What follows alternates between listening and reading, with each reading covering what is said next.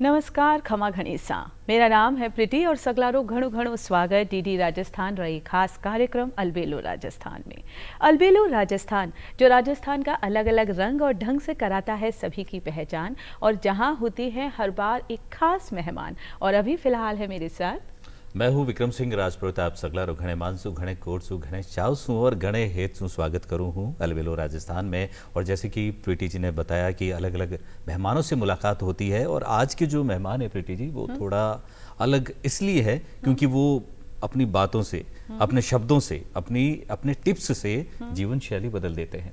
अच्छा जी और जीवन की अगर बात करा विक्रम, तो देखो जीवन तो मुझे ऐसा लगता है कि आप एक्सरसाइज वगैरह करते हैं ना, कम थोड़ी बहुत तो करता हूँ, मेंटल एक्सरसाइज करता हूँ मैं। हाँ, एक्सरसाइज अगर करें तो मुझे सबसे अच्छी लगती है साइकिल। हाँ, अच्छा, साइकिलिंग। और मुझे लगता है जीवन भी ना साइकिल चलाने की तरह ही है। हाँ, साइकिल अच्छे को धक्का दे तो अच्छा है साइकिल, बिल्कुल। और बिना धक्के अगर आपको आगे बढ़ना है तो आपको बैलेंस बनाना पड़ेगा। बिल्कुल बिल्कुल। तो इसी तरह जीवन है कि दुख हो या सुख हो, अच्छा पल है या बुरा पल है, लेकिन आपको आगे बढ़ना है और बैलेंस बनाए रखना है। बिल्कुल। और इस बैलेंस को बरकरार रखने के लिए हमें एक जो सबसे खास शख्स की जरूरत होती है, उसे कहते हैं मोटिवेशनल गुरु। ये आज की दुनिया में ये शब्द आया, लेकिन इससे पहले ये शब्द नहीं था। लेकिन वो जो हमें सलाह देते थे, हमें मार्गदर्शन करते थे, वो होते थे मोटिवेशनल गुरु। और जो आज हमारे मेहमान हैं प्रीति, आप बिलीव नहीं करेंगे, उन्होंने 55 साल दिए हैं इस मोटिवेशनल गुरु के रूप में। अच्छा। हालांकि वो इकोनॉमिक्स के प्रोफेसर रहे, उसके अलावा वो अलग अलग जगहों से, इंस्टीट्यूट से जुड़े रहे, कई जगहों को उन्होंने एस्टेब्लिश किया है। हजारों स्टूडेंट्स उनके हाथों से तैयार हुए हैं, सरकारी गैर सरकारी संस्थानों के साथ वो जुड़े रहे हैं और अपने टिप्स से जोश भर देते थे युवाओं में और हर उम्र के लोगों में। तो स्वागत करते हैं डॉक्टर सतीश बत्रा सर का। आपका नमस्कार सर। बहुत बहुत धन्यवाद इतने अच्छे शब्द मेरे लिए। मैं कोशिश करूंगा कि आपने जो मेरे बारे में कहा है उन अपेक्षाओं पर मैं दर्शकों के सामने खरा उतर सकूं। जी, बहुत बहुत स्वागत है आपका। और हाँ। जी बिल्कुल, आप सवाल कीजिए। आप मोटिवेट ज्यादा हो गए। नहीं, बिल्कुल मोटिवेट नहीं, जैसा कि आपने कहा कि सर इस मोटिवेशनल गुरु हैं। हाँ, जी। और साथ ही साथ अर्थशास्त्र के प्रोफेसर रह चुके हैं। तो आज जीवन शास्त्र पे बहुत सारी बातें हम सर के साथ करने वाले हैं। देखिए, अब ये होता है सर की सामने मोटिवेशनल गुरु बैठे तो आपके शब्द अपने आप मिल रहे हैं आपको। तो जब जीवन शास्त्र की शुरुआत करने वाले हैं तो विक्रम, मुझे लगता है सबसे पहले तो अगर मैं जानना चाहूंगी वो यही कि सरल शब्दों में जीवन क्या है। देखिए, मैं 3 कथनों से अपनी बात स्पष्ट करना चाहूंगा, क्योंकि आज जो हम युवाओं को देख रहे हैं, जिस रूप में देख रहे हैं, बढ़ती हुई अवसाद की समस्या जी, आत्महत्याएं, पेपर लीक वगैरह वगैरह, तो इस संबंध में मैं 3 बातों पर जोर देना चाहूँगा। जी। नंबर 1 सफलता, नंबर 2 प्रसन्नता और नंबर 3 नैतिकता। जी। असल में ये जो त्रिपुटी की घुट्टी है, ये जीवन की सार्थकता है। वाह, जी जी, बहुत बढ़िया। पहली बात, सफलता बिना प्रसन्नता के निरर्थकता है। बिल्कुल सही। आप सफल हो गए, प्रसन्न नहीं, निरर्थकता। जी जी मैं अपने सामने राज पुरोहित जी को देख रहा हूँ, चेहरे पर वो मुस्कान देख रहा हूँ, जी, और ये मान करके चल रहा हूँ कि ये मुस्कान अंदर से आ रही। जी। मैडम को भी मैं देख रहा हूँ। तो सफलता बिना प्रसन्नता के निरर्थकता है। जी जी। और प्रसन्नता बिना सफलता के क्षण भंगुरता है। आप कब तक प्रसन्न रहेंगे यदि आप सफल नहीं हैं तो। लेकिन जो सबसे महत्वपूर्ण बात आज की पीढ़ी के लिए जरूरी है, वह सफलता संग प्रसन्नता बिना नैतिकता के भ्रामकता है। वाह। अब आप ध्यान दीजिए कि अभी हाल ही में एक युवा IAS अफसर ट्रेनिंग के दौरान उसको सस्पेंड कर दिया गया। राजस्थान में भी हम पढ़ रहे हैं जी। पिछले कुछ सालों में कुछ पटवारी, कुछ थानेदार आज कहाँ पर हैं। तो इसलिए मैंने कहा कि ये असल में त्रिपुटी की जीवन की घुट्टी है, सफलता, प्रसन्नता और नैतिकता। वाह, ये त्रिपुटी बहुत अलग ही फॉर्मूला दिया। आज मुझे लग रहा है बहुत सारे हमें फॉर्मूले मिलने वाले हैं। 3 शब्दों से मुझे लगता है जीवन का पूरा एक तरह से सार समझा दिया। बिल्कुल सार समझ में आ गया। लेकिन सर, आमतौर पर आपसे ज्यादातर टिप्स ही मांगते होंगे जीवन शैली के, लेकिन मैं उससे थोड़ा सा अलग जाकर एक सवाल पूछूंगा। आपका जब समय था, जब आप मोटिवेशनल गुरु नहीं थे, आप खुद स्टूडेंट थे, तो आपके टाइम पर ना तो ज़्यादा इंटरनेट या ये और बुक्स अवेलेबल नहीं थी, ना इतनी बड़ी कोई लाइब्रेरी में बुक्स होती थी जिनको हम पढ़ के मोटिवेट हो सकें। तो आपको कब ख्याल आया कि मुझे लोगों को मोटिवेट करना है, क्योंकि लोग अपने लिए जीते हैं, औरों के लिए कोई नहीं जीता? वो जानना चाहूँगा सर। असल में बात ये सब कि मैं जब बहुत छोटा था जी और उस ज़माने में मैं बम्बई में रहता था, जी जी तब मुंबई नहीं बना था। जी जी मुंबई के बारे में कार्यवाही मैंने एक बच्चे के तौर पे देखी 1959 के अंदर, जी जी जब वहाँ एक आंदोलन चला, मुंबई महाराष्ट्र झालाच पाहिजे, मराठी में, हाँ कि मुंबई महाराष्ट्र का हिस्सा होना चाहिए। तब तक मुंबई महाराष्ट्र का हिस्सा नहीं था। जी जी लेकिन मैं बहुत शौकीन था दो चीज़ों का, एक पतंग और एक क्रिकेट। वाह, एक ज़मीन और एक आसमान। हाँ, उस ज़माने में जी और मैं जिस बिल्डिंग में रहता था उसमें हम सब तरह के लोग थे। कुछ क्रिश्चियंस थे, कुछ मुस्लिम्स थे, एक परिवार इजरायली था, दो परिवार पारसी थे। वाह, तो ऐसे विविधताएं मेरी थी खूब सारी। पृष्ठभूमि जी। रही। पर जैसा मैंने कहा कि मुझे बहुत शौक था इन दो चीज़ों का, तो मेरे फूफा जो कई बार आया करते थे हमारे यहाँ मिलने, जी वो मुझसे पूछा करते थे बड़े होके क्या बनेगा। तो उनको मैंने कहा साहब मैं तो दो काम मेरे को अच्छे लगते हैं, ऐसा लग रहा है कि या तो मैं पढ़ाऊँगा या मैं वकालत करूँगा। वाह, तो उन्होंने मेरी मजाक उड़ाते हुए कहा कि तू सारा दिन तो पतंग लूटता है, तू क्या करेगा ज़िंदगी में। वो बात मेरे जहन में बैठ गई और इसलिए जब भी मुझसे कोई पूछता कि तुम क्या करोगे, तो मैं उनको यही कहता कि साहब मैं तो शिक्षा के क्षेत्र में जाना चाहूँगा। जी जी और बचपन से ही मुझे जो शिक्षक बहुत अच्छी तरह से पढ़ाते थे, नैतिकता के साथ पढ़ाते थे, जी समय के पाबंद थे, हम्म, उन्होंने मुझे बहुत प्रेरित और प्रभावित किया। जी और इसलिए उसका थोड़ा बहुत असर, अब आप उसको संस्कार कह सकते हैं, कुछ भी कह सकते हैं, जी वो मुझ पर भी रहा। मेरा जब तक मैं टीचिंग में रहा, मेरी क्लास में कोई भी विद्यार्थी एक सेकंड भी देर से आ नहीं सकता था।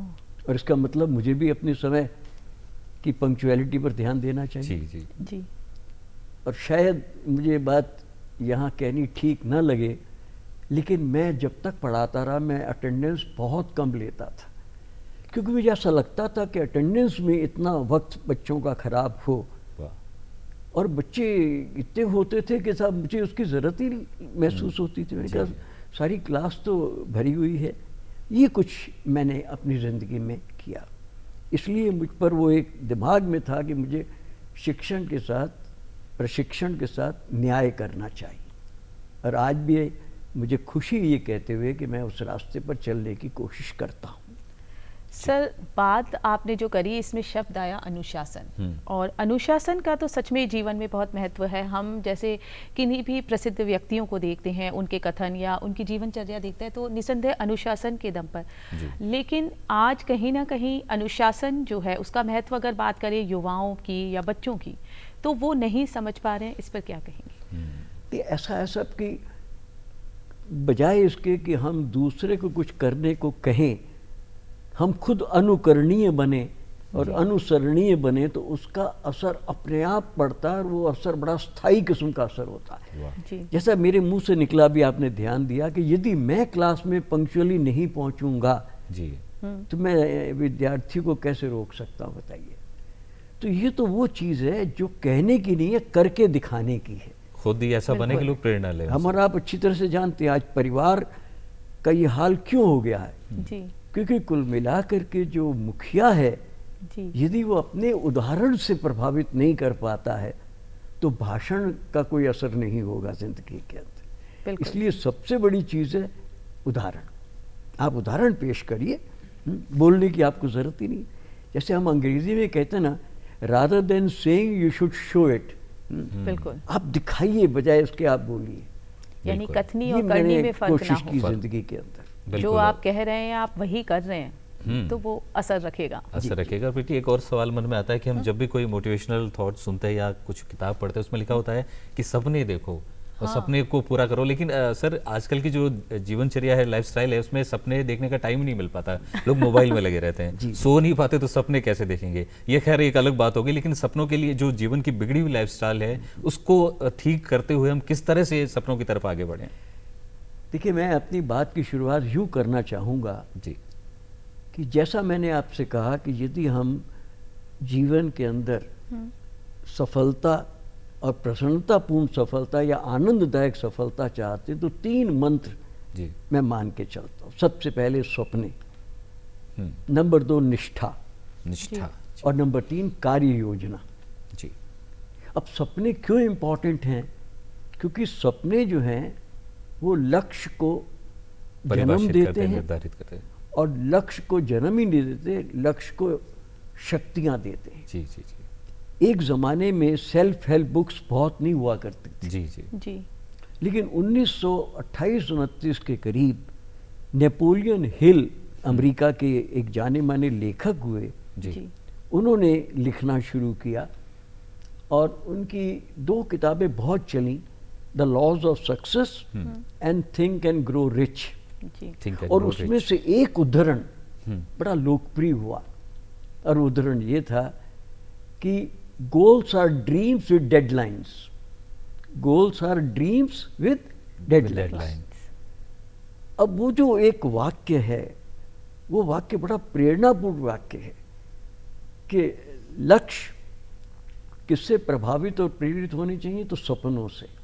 बिल्कुल, जो आपने कहा कि आज हम्म, ये खिलौना हमारे हाथ में आ गया है, जी, जी, 5 औंस का, 6 इंच का, इसके लिए भी हम और आप भी उत्तरदायी हैं। जी, जी, हमने कुल मिलाकर के ऐसा उदाहरण पेश किया है बच्चों के सामने जो बच्चों पर, लेकिन एक बात और हमें नहीं भूलनी चाहिए कि आजकल बहुत बड़ी गलती बड़े बुजुर्गों की भी है, माँ बाप शामिल हैं उसमें। जी, वो बच्चों को बच्चों के सपने छीनने में बहुत योगदान दे रहे हैं।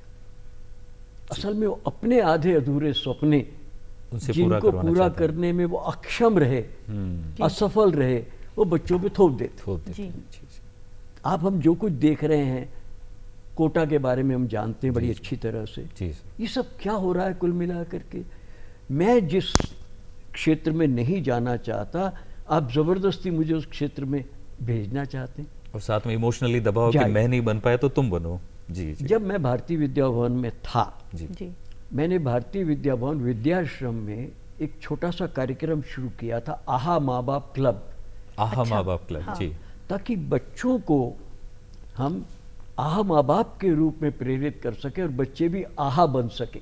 ये आहा से क्या मीनिंग क्या है सर? आहा से मीनिंग ये है कि इसका विलोम है आह, जी। तो आह के बजाय आहा जिंदगी कैसे हो, अच्छा, अच्छा, जी सर। प्रसन्नतापूर्ण जिंदगी कैसे हो। तो मैं उस परामर्श के दौरान माँ बाप को हम लोग यही कहते थे कि आप मेहरबानी करके बच्चों को बच्चों के सपने देखने दीजिए, जी, राइट?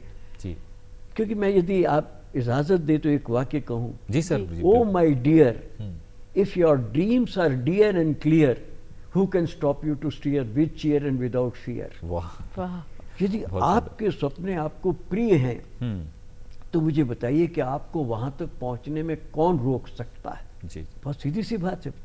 इसीलिए हम कहते हैं कि सपनों की कोई जाति बिरादरी नहीं होती, हम्म, जी, सपनों की कोई मैन्युफैक्चरिंग एक्सपायरी नहीं होती। हम्म, कोई भी कभी भी कहीं भी कितने भी सपने देख सकता है, जी, और इसलिए देखने का मौका मिलना चाहिए। जी, और क्यों मिलना चाहिए? क्योंकि मैंने आपसे कहा कि यदि सपने आपको बहुत प्रिय हैं, हम्म, तो आप उनको पाने के लिए छटपटाते रहेंगे जब तक आप पा नहीं लें।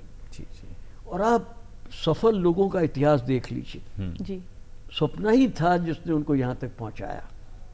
एक आपको वास्तविक ऐतिहासिक घटना बताऊं, जी, जी, जी, जब सचिन तेंदुलकर पहली बार हम्म, अपनी ज़िंदगी का पहला क्रिकेट मैच खेलने गए, हम्म, उस समय उनकी उम्र थी 16 साल 204 दिन।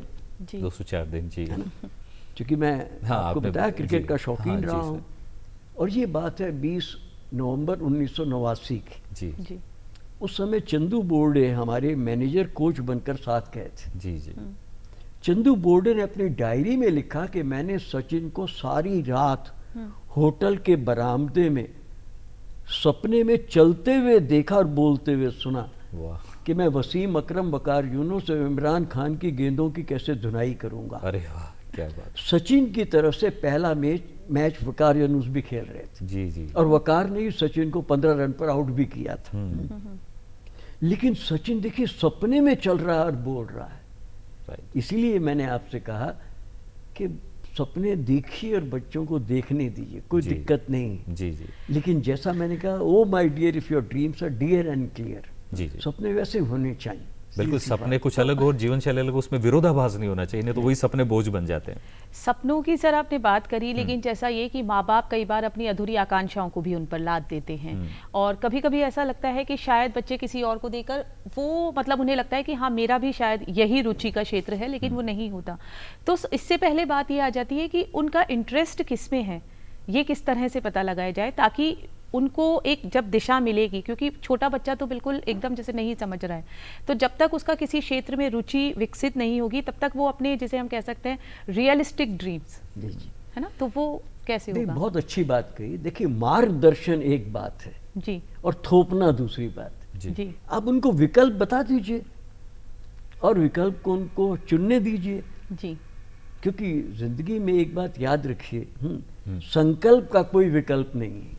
जी। संकल्प का कोई विकल्प जब नहीं, आप बहुत बड़ी उनको बात। विकल्प बता देंगे तो उनको संकल्प कर लेने दीजिए। क्योंकि मेरा ऐसा मानना है, बिना निष्ठा की गई अनुष्ठा से कभी प्रतिष्ठा नहीं मिलती। बिल्कुल दर्पण को जब तक आप अर्पण नहीं करते, दर्पण कभी समर्पण नहीं करता। वाह वाह, बहुत बढ़िया। जन्नत ना तो मन्नत से मिलती ना मिन्नत से, वो तो पैदा होती है मेहनत से। क्या हुआ? जिंदगी में कोई हसरत पूरी करनी है तो कसरत करनी पड़ेगी और बिना सही कसरत के सच्ची बरकत भी नहीं मिलती। क्या बात है। दुनिया में कोई भी श्री फ्री में नहीं मिलती है साहब। रत्न बनना है तो यत्न करना पड़ेगा।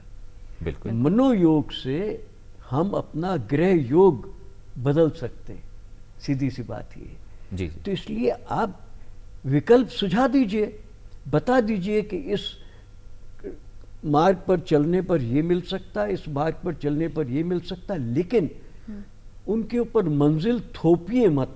जी। और जैसा मैंने कहा, प्रीति जी ने दोहराया भी सही, कि कई बार हम अपनी जी। असफलताएं, बच्चों पर अपनी थोप देते हैं। अपूर्ण महत्वाकांक्षाएं, जिसके लिए मैंने कठोर शब्द भी इस्तेमाल किया, जिसके हम अयोग्य रहे हैं, राइट, वो उन पे थोपते हैं। वो बहुत बड़ा अन्याय है उनके साथ। और बच्चों पर दोहरा दबाव हो जाता है एक तरह से। वो उनको ये लगता है कि इनकी हसरत भी पूरी करनी है क्योंकि उनको हमारी तरफ से अपेक्षा है।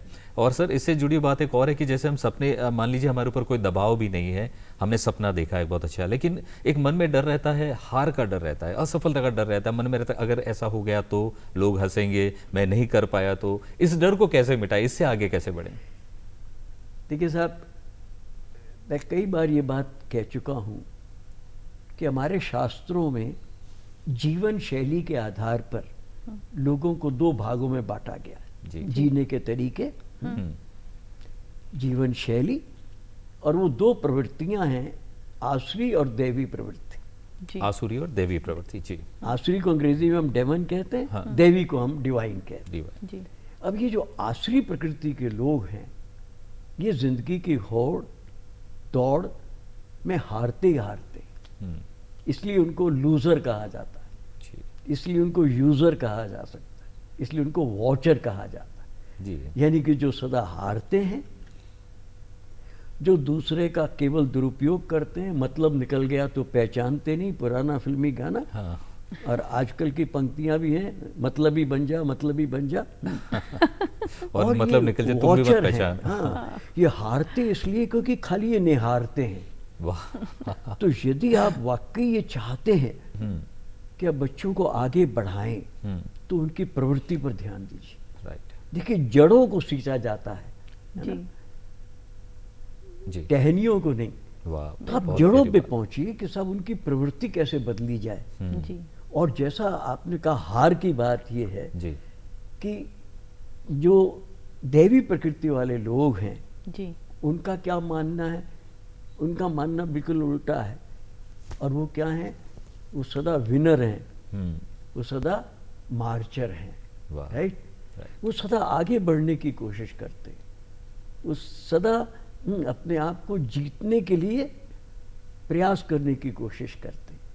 क्योंकि आपने कई बार सुना होगा, मान लो तो हार, ठान लो तो जीत। जी जी बिल्कुल। बिल्कुल। मान लो तो हार और ठान लो तो जीत। जीत। और ठान शब्द का उल्टा पढ़ लीजिए, जिसने ठान लिया वो नठेगा तो सही नहीं कुल मिलाकर। वाह, बिल्कुल। अंग्रेजी में भी कहते हैं winners never quit, quitters never win.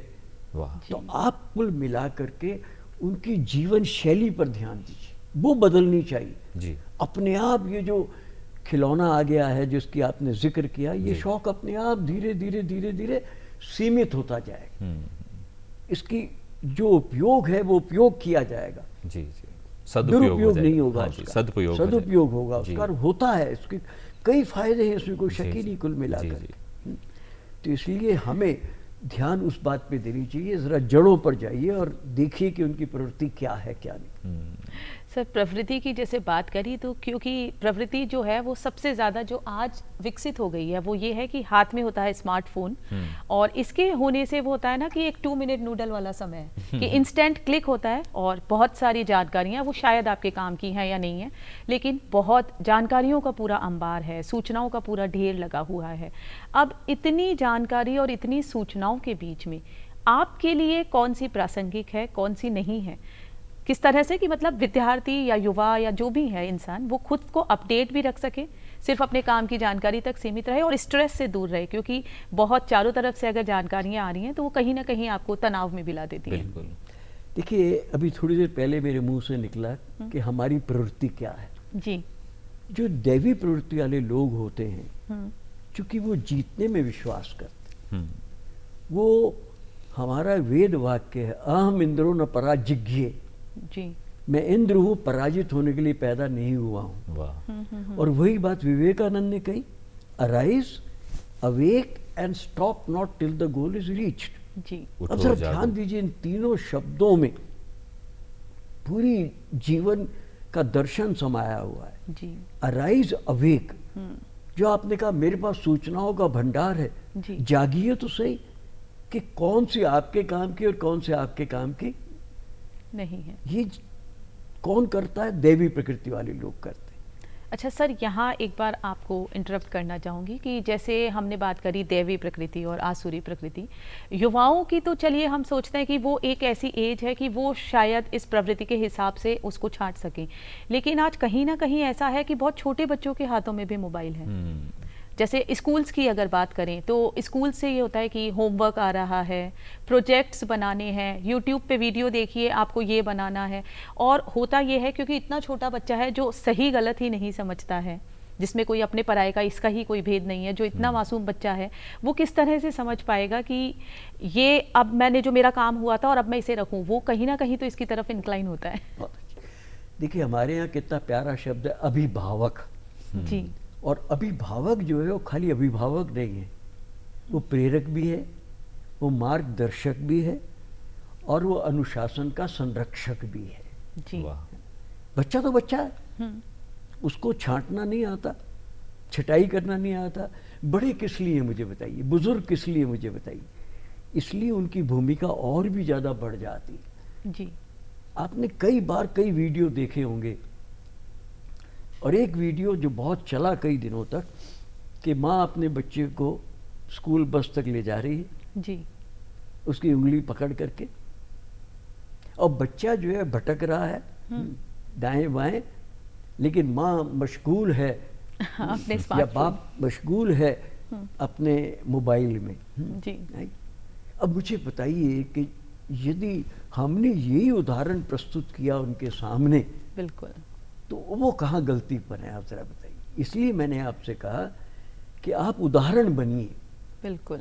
आप भाषण से बात पूरी करने की कोशिश मत करिए।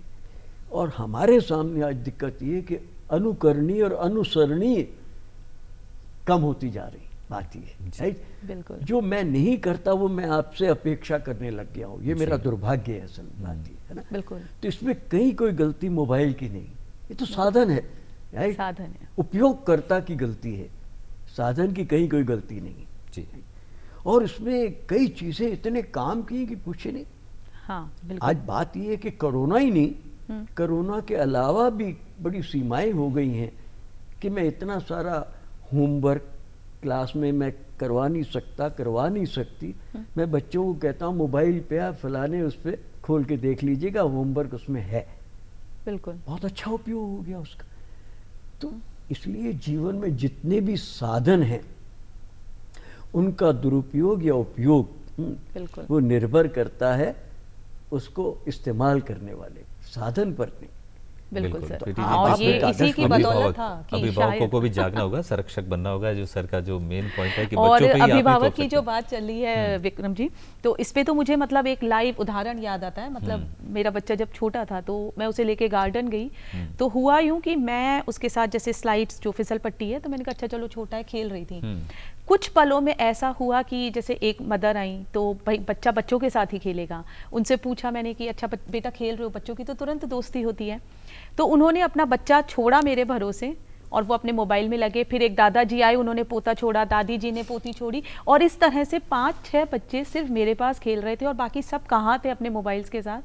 मतलब वो बच्चे सिर्फ मेरे भरोसे थे। अगर मैं उन्हें मतलब अगर मान लीजिए मेरा इंटेंशन गलत होता या कुछ भी हो सकता था, तो ये तो मैंने हो रहा है ना, ये बिल्कुल आप हो एक रहा है अच्छा आजकल। अभिभावक देखा उन सब ने, इसलिए आपके पास संरक्षण तो में ये छोड़ मैंने दिया मतलब कि एक आप अच्छे साक्षात, और संरक्षक उस भी दिन हैं। मुझे सच में बड़ा आश्चर्य हुआ कि इस तरह से किसी अनजान के जी। भरोसे आप एक गार्डन में मतलब बच्चे छोड़ के, और सब बिल्कुल व्यस्त हो गए हैं और सब मोबाइलों में व्यस्त हो गए। हाँ। ये बड़ी चीज थी, ये बड़ी चिंता की बात है सर। ये खैर मोबाइल तो खैर ये दोनों ही उसके रूप है, अच्छा भी बुरा भी। एक और जहन में एक चीज आती है, सपनों की बात चल रही थी, लक्ष्य की बात चल रही थी। कई बार ऐसा देखा गया है कि जो जिनके पास सीमित साधन होते हैं, कुछ नहीं होता, वो लोग बहुत बड़ा अचीवमेंट कर लेते हैं, और कईयों के पास इतनी सारी चीजें होती है लेकिन वो कुछ नहीं कर पाते। तो ये इतना विरोधाभास, इसमें कौन सा फैक्टर काम करता है सर?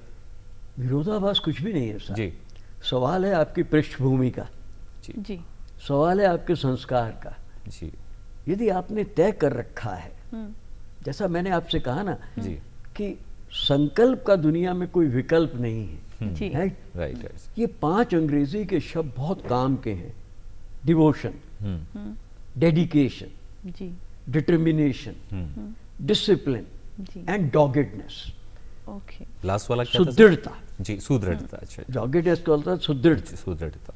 क्योंकि मैंने सचिन की बात की थी आपसे कुछ वक्त पहले, एक पत्रकार ने जब सचिन खेला करते थे पूछ लिया था उनसे कि साहब यहाँ तक पहुँचने का राज क्या है।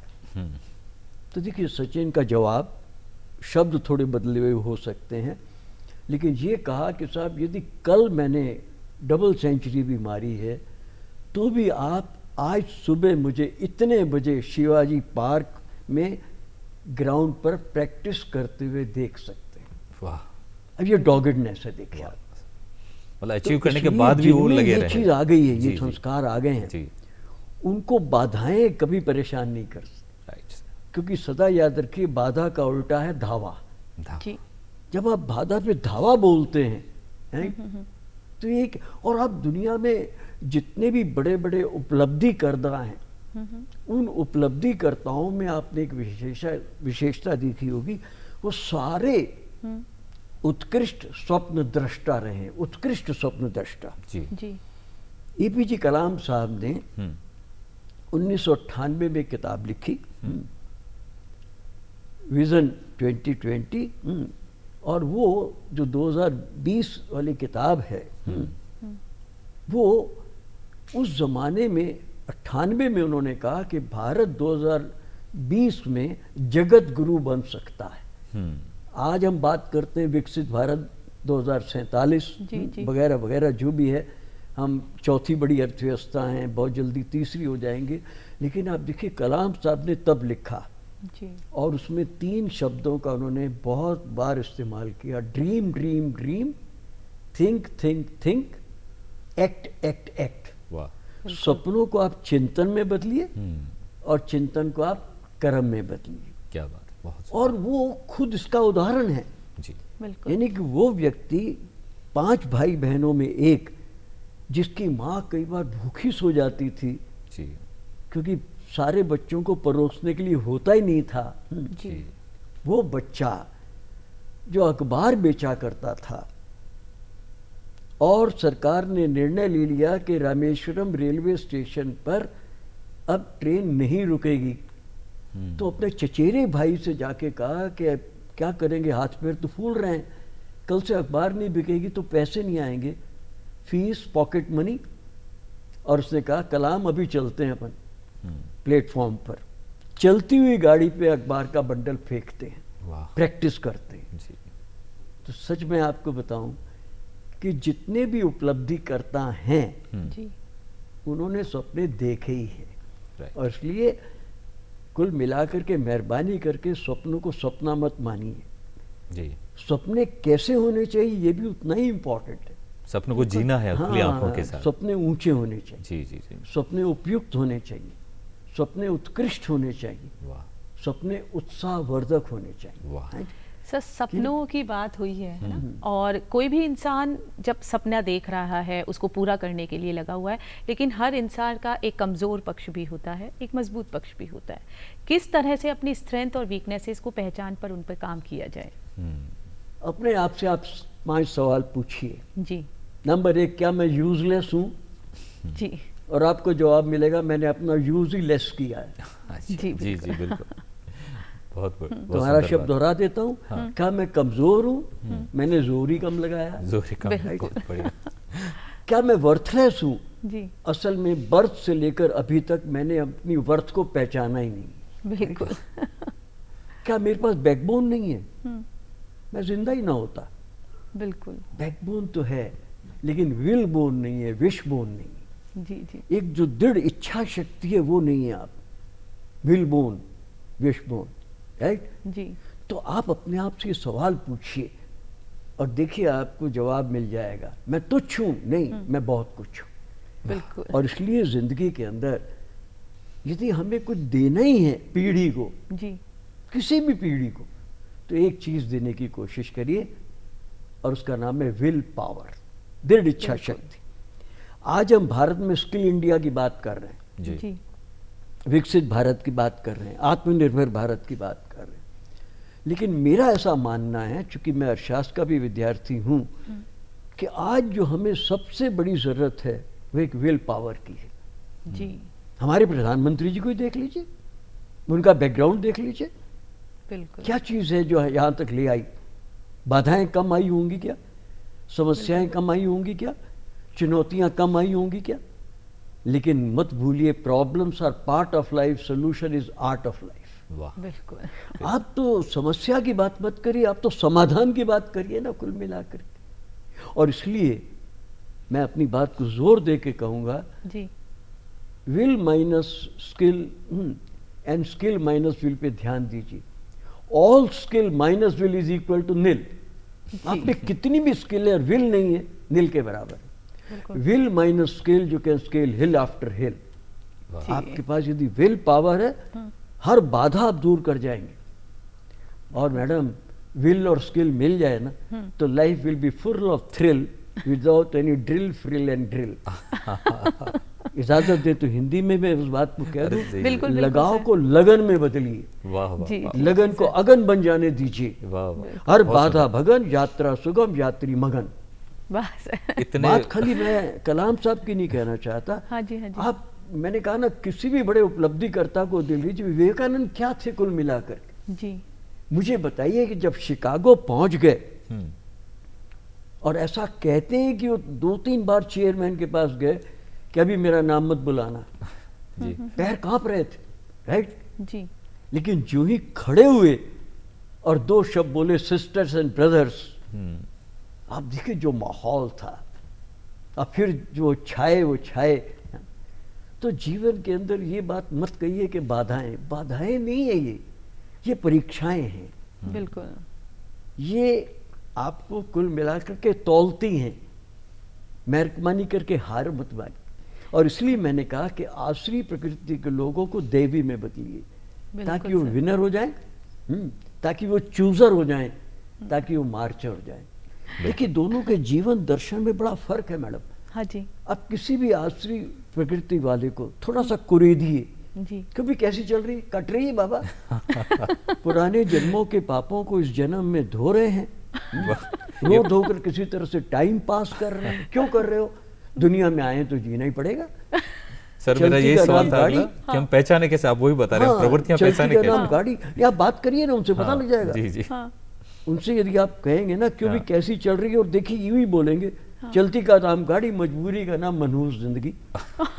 अब आप बताइए, मनहूसियत, मायूसी और मक्कारी और लाचारी जिनके चेहरे का श्रृंगार करती है, मक्खी भी उनके पास फटकने से इनकार करती है। हाँ, नहीं, हाँ, सच बहुत में कुछ बढ़िया, लोग बहुत होते हैं सुंदर। जो कहते हैं अरे वो क्या करना है, आगे पीछे मरना है, मतलब लगता है कि अरे यार किससे बात हुई है सुबह हाँ, सुबह। हाँ। ये सच में सर कहीं ना कहीं ऐसा होता है जैसे बाधाएं आती हैं, बाधाएं सभी के जीवन में आती हैं, लेकिन बहुत सारे अमूमन अमूमन चिंतन की जगह चिंता करते हैं। तो चिंतन और चिंता, इनमें अंतर बताइए। देखिए साहब, बात ये है हम्म, कि चिंता हावी तो तबाही ही तबाही। जी जो वो चिंता में गया कूड़ेदान में गया, हाँ, चिंता चिता जो समान। चिंतन में गया वो तिजोरी में गया। जी राइट? तो आप देखिए, कुछ लोगों की आदत होती है हम्म, चिंता करने की, फिक्र करने। जी कोई काम करो ना करो, उसकी फिक्र जरूर करो, और कुछ करो ना करो, फिक्र का जिक्र जरूर करो। राइट? ये अपना अपना दर्शन होता है। सर इसे जी। निकले कैसे, दैवी क्योंकि प्रकृति चिंता आ ही वाले जाती है निकल सर। सकते हाँ। हैं, हाँ सर। बहुत आराम से निकल सकते। दैवी प्रकृति वालों का जीवन दर्शन जी। आपने देखा होगा, तो उनके जीवन दर्शन में बहुत फर्क है। और उनका जीवन दर्शन क्या होता है कि जिंदगी में समस्याएं, बाधाएं, उलझने, तकलीफें तो आएंगी ही आएंगी।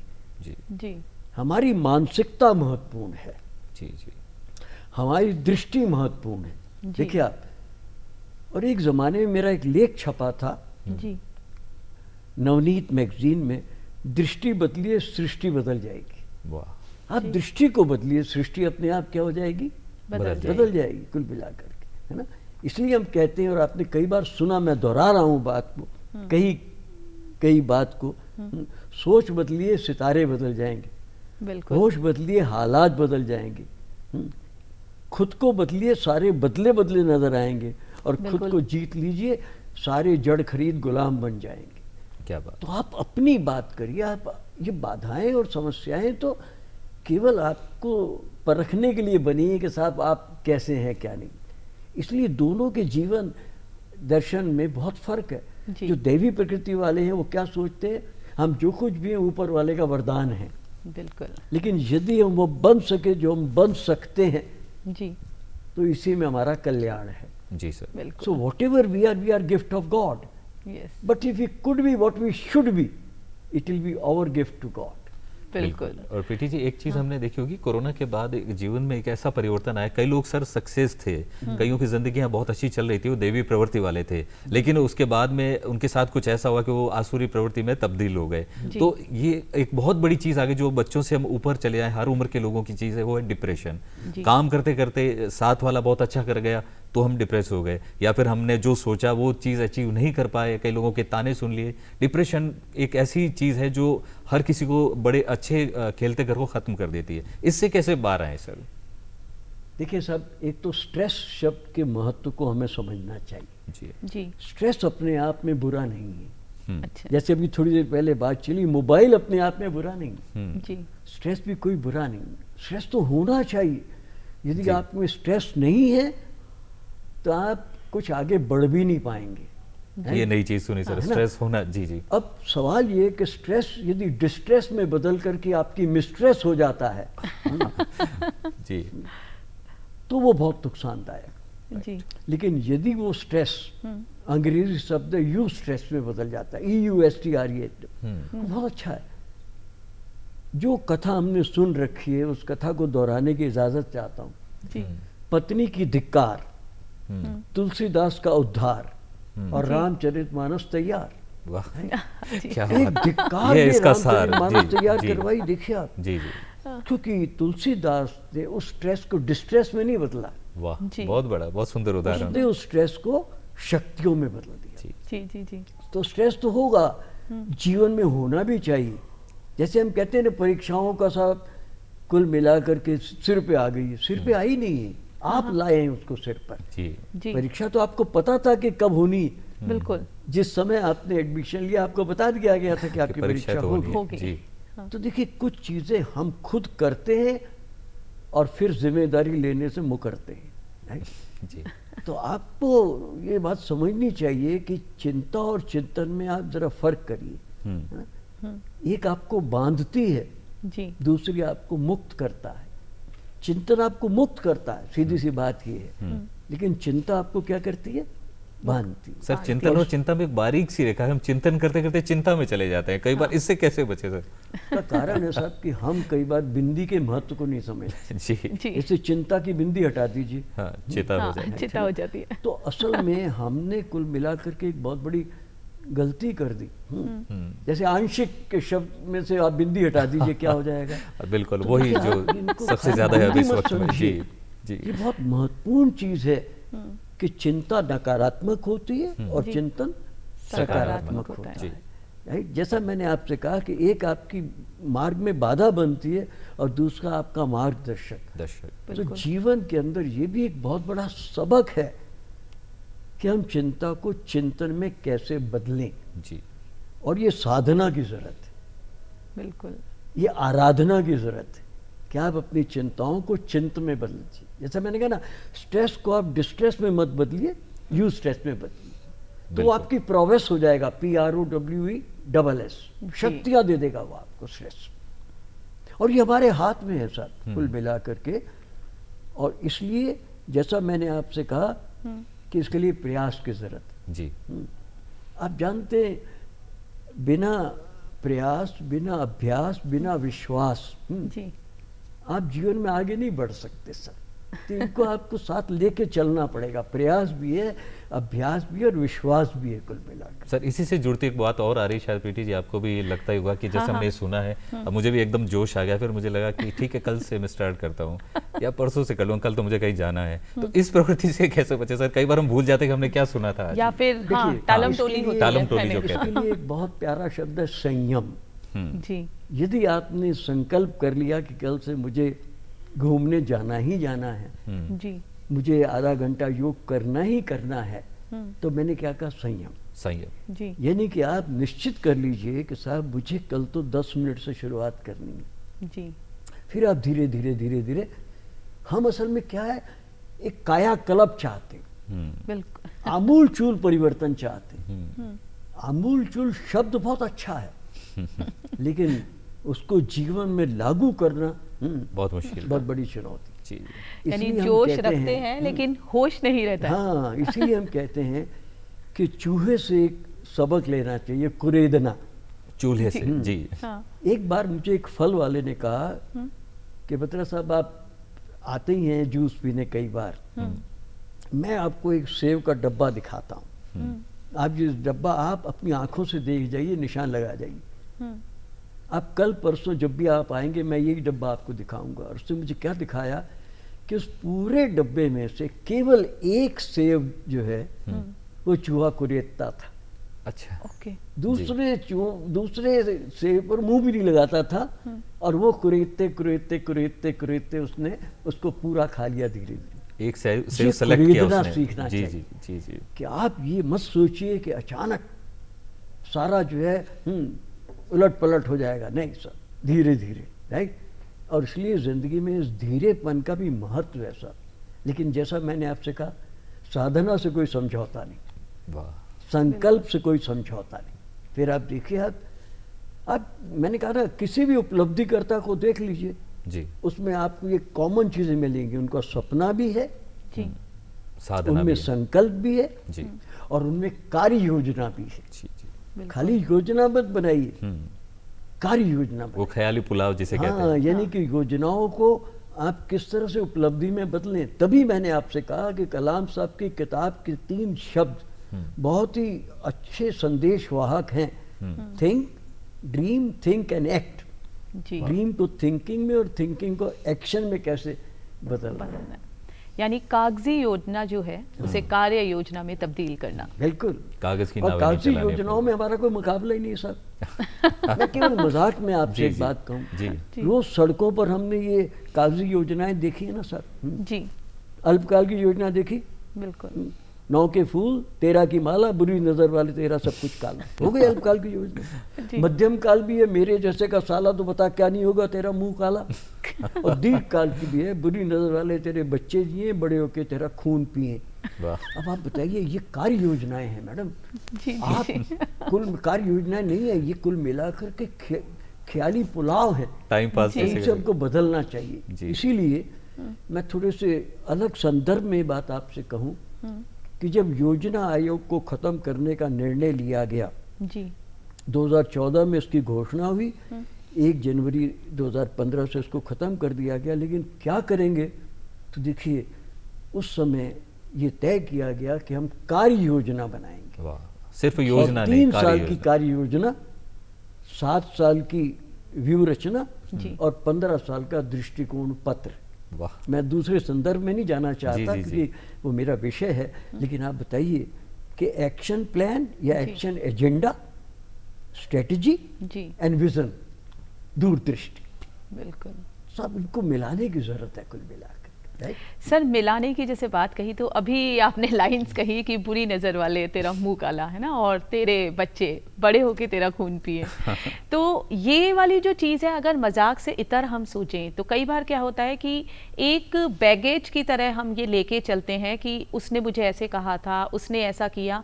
मतलब खुद पर फोकस करने की बजाय जो नेगेटिव थॉट्स हैं वो बहुत ज़्यादा हावी हो जाते हैं, और हम शायद वर्तमान में, कहते हैं ना हर क्षण जीवन है, जो है आज है अभी वही जीवन है, उसको नहीं जी पाता है क्योंकि वो अतीत हावी होता है, या कभी ऐसा होता है कि भविष्य की बहुत सोचते हैं या फिर चिंता करते हैं। तो किस तरह से वर्तमान में जिया जाए? देखिए साहब, बकौल कौसरी बहुत अच्छी बात है कि जिंदगी है उसकी जो चैन का सोना सोए जी, और मौत है उसकी जिसे सारा जमाना रोए। बिल्कुल। अकबर इलाहाबादी ने भी यही बात आगे जाकर के कही। तो बात ये कि मैंने आपसे कहा कि हमारी जो पृष्ठभूमि है, हमारे जो संस्कार हैं, वो आसान चीज़ नहीं होती जी। आप उनको बदलने की कोशिश करिए ना, ये सोच भी अपने आप क्या हो जाएगा, बदल जाएगा। मुझे किसने क्या कहा जी, ये महत्वपूर्ण नहीं है, मैं क्या हूँ ये महत्वपूर्ण है। बिल्कुल। इसलिए कुल मिला करके हम प्रायः दोष किसको देते हैं, दूसरे परिवेश को। सब हमारा तो परिवेश अच्छा नहीं, या अपने पैदाइश को, या अपनी परवरिश को। अरे साहब, पैदाइश, परवरिश और परिवेश, ये तो सारी परिस्थितियां हैं। आप परिस्थितियों के गुलाम मत बनिए, मनस्थिति को अपना सम्राट बनाइए। क्या बात बिल्कुल। और मनस्थिति से आप परिस्थिति पर काबू पाइए ना। इसलिए मैंने कहा ना, सोच बदलिए, सितारे बदल जाएंगे। सर, और एक समय की सीमा है थोड़ी सी, लेकिन आपसे इतने सवाल है हमारे पास, सवाल ही खत्म नहीं हो रहे, क्योंकि हम चाह रहे हैं कि हर चीज, क्योंकि जीवन सरल लग रहा है, क्योंकि हम इनसे सुन रहे तो लग रहा है और ऐसा लग रहा है शायद, मतलब वो ना कि एक नया नजरिया मिला है, तो अब नजारे बदल जाएंगे। मेरी देवी प्रवृत्ति भी जाग गई है बहुत जबरदस्त तरीके से, तो वो प्रवृत्ति को आपने समझा। लेकिन सर, एक सार जो आपने अपने जीवन में महसूस किया, आपने पूरे अनुभव को निचोड़ कर मैसेज के रूप में आप हमारे दर्शकों के लिए जरूर बताएं। देखिए साहब, मैंने कई बार थोड़ा सा गुस्ताखी चाहूँगा, थोड़ी सी मिश्रित भाषा है जी कि 2 चीज़ों पर में संतुलन स्थापित करनी चाहिए जी। एक तो कमाई, स्वार्थ है आपका, आगे बढ़िए, राइट, हर एक को करना चाहिए। भगवान राम ने भी केवट से क्या कहा, कृपा सिंधु बोले मुस्काई, सोही करूँ जेही ते वो नाव न जाई। वाह, जी जी। केवट से भगवान राम कह रहे हैं कि देखो, तुम्हारी नाव बहुत महत्वपूर्ण है, तुम्हारी जीविका है, तुम्हारी रोटी रोजी है, राइट। और हमारी हिस्ट्री तुम्हें पता है, हमने पत्थर पर पैर रखा था, अहिल्या बन गई थी जी, और नाव पर भी पैर रखे और कहीं ये रूपांतरण हो गया, तो तुम्हारी जीविका। तो देखिए कितनी प्यारी बात है, कृपा सिंधु बोले मुस्काई, सोही करूँ जेही तब नाव न जाई। बेगी आनु जल पाए पखारू, होत विलंब उतारे ही पारू। दौड़ा दौड़ा जा, पानी लेकर के आ, हमारे पैर धो करके फिर हमें पार उतार दे, कि अयोध्या वासी ढूंढते हुए आएंगे और वापस चलने की जिद करेंगे, और रघुकुल रीत सदा चली आई। तो तेरी नाव भी बच गई, हम भी पार उतर गए।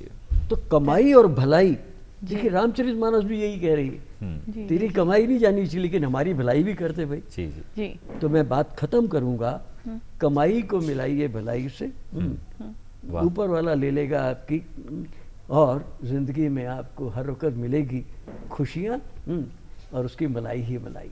तो बिल्कुल कमाई सर। के साथ मिलाइए भलाई, खुदा ले लेगा आपकी भलाई, दूर हो जाएगी तन्हाई, और जिंदगी भर मिलती रहेगी सुख समृद्धि और शांति की मलाई ही। वाह वाह, बहुत सुंदर, बहुत सुंदर। जीवन का बेहतरीन सार। इतने अच्छे जो सरल शब्दों को आपने जो तुक में जोड़ा, और उसमें इतनी गहरी बातें छिपी बिल्कुल। है कि हम खुद ऐसा तरोताजा महसूस कर रहे हैं। तो जिन्होंने ये प्रोग्राम देखा होगा वो तो बिल्कुल। कितने ही अलग उत्साह में होंगे। आप लोगों का बहुत बहुत धन्यवाद, क्योंकि आपने मुझे बहुत कुरेदा, उसके लिए मैं आपका शुक्रगुजार। वो शायद मुझे लगता है कहीं ना कहीं विक्रम जी हमारा शायद स्वार्थ था कि हाँ, सर से इतना कुछ जानने को और जी, जी। सीखने को मिल रहा है। जब हमने सर प्रवृत्तियों के बारे में समझा तो हमारी देवी प्रवृत्तियां बहुत ज्यादा हावी हो गई हम पर, और अब सबसे इसी को ज्यादा हम हावी ये कि रखें। हाँ, मैं यही प्रार्थना जी करूंगा सर। सभी के लिए। जी सर। तो इसी के साथ अब लेते हैं विदा। आज जी। हमारे खास मेहमान श्री सतीश कुमार बत्रा जी, सर आपका बहुत बहुत धन्यवाद कि बहुत आप बहुत यहाँ पर आए। जी। और अब दीजिए इजाजत मुझे यानी कि प्रीति को। और मुझे यानी विक्रम सिंह राजपूत को। अगले एपिसोड में फिर एक नए मेहमान और खास मेहमान के साथ मिलेंगे, तब तक दीजिए इजाजत। नमस्कार।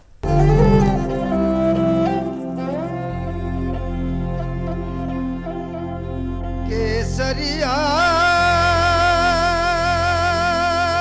बाल में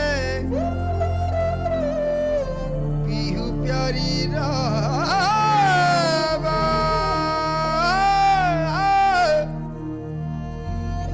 सियावानी सा पधारो हरे